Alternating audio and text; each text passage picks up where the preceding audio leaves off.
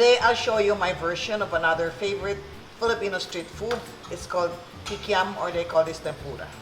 Let's get started. For the ingredients, you need 400 grams of fish. I'm using cream dory, or you can use any white fish meat.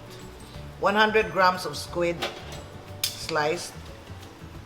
4 to 4.5 cups of all-purpose flour. 1 cup cassava or tapioca starch. 2/3 cup oil. 2 tablespoons of fish sauce. 1/2 cup of sugar. 2 tablespoons of baking powder. 2 shrimp cubes dissolved in 1/3 cup water. 1 teaspoon ground white pepper. 1 teaspoon vetsin or use magic sarap. 1 teaspoon garlic powder. 1 tablespoon salt. 100 grams of chopped onions. 2 tablespoons of chopped garlic. 20 grams of chopped ginger. 1/2 teaspoon of ngoyong powder.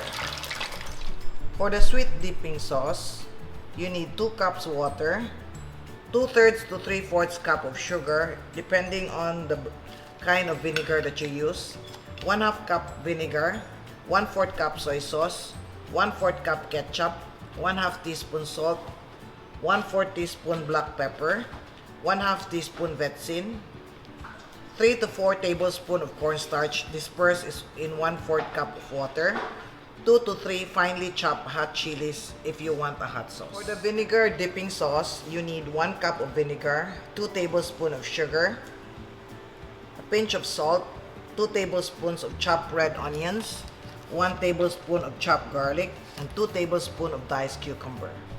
We're going to use a food processor today. If you don't have one, you can use a blender. I have here squid and I have here fish. In case, by the way, you remove the skin of the squid, you just buy the cheap small ones. Also, please take note that if you don't have squid, you can just use all fish. And then we have onions, we have ginger, and then this is a shrimp cube which we dissolve in water. You just crush them. Alright, then we have garlic. Garlic, you need 2 tablespoons. And then we have magic sarap. This is street food style. This is, we had a lot of extender like flour, so you really need an enhancer like a vetsin or magic sarap. Goyong powder, fish sauce or patis, salt, sugar,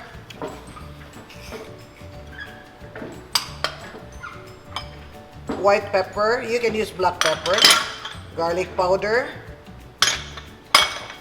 oil. Okay.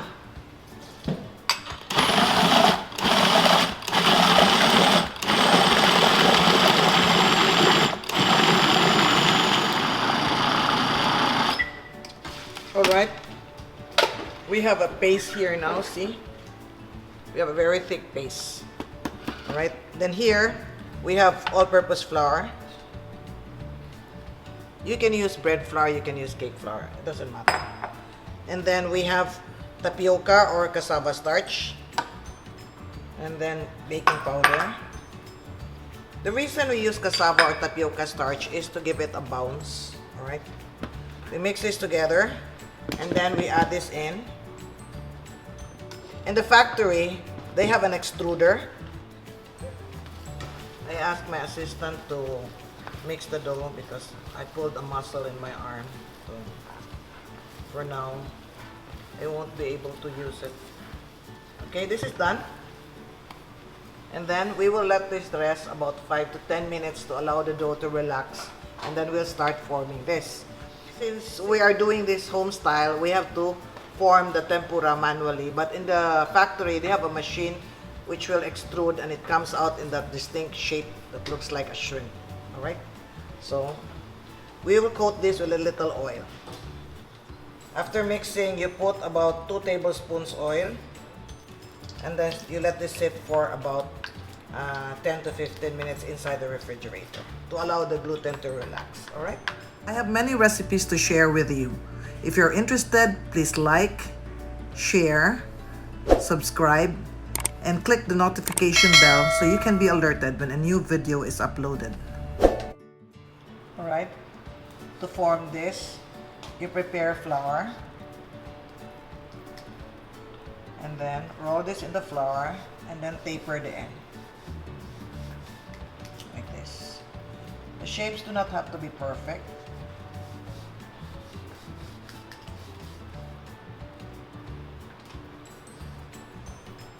Some use oil, I like to use flour. And then we heat oil and then we fry this, and this is done. And we will prepare the dipping sauces.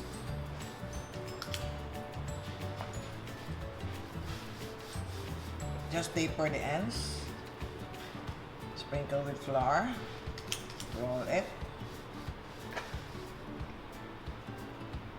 And then we continue with the rest. This will make a lot of tempura. Water, sugar, vinegar, soy sauce, ketchup.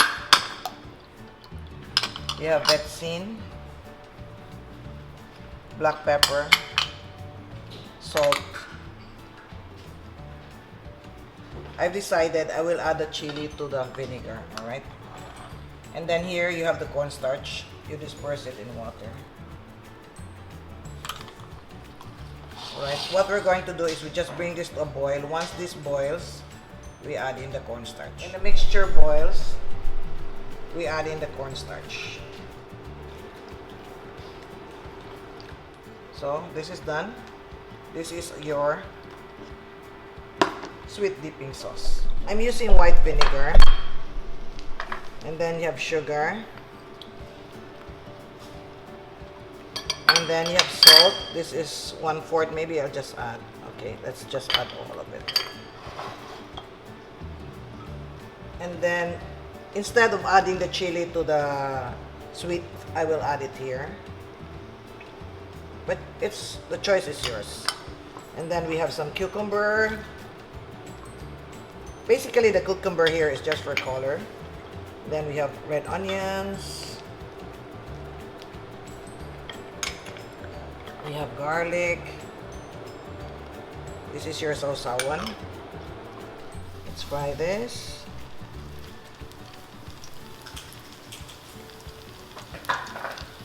If you want half cook, you wait about 1 minute and then take it out and cool and then freeze. Okay? So here's our tempura, or they call it Kikiam. This is not premium, this is street food style.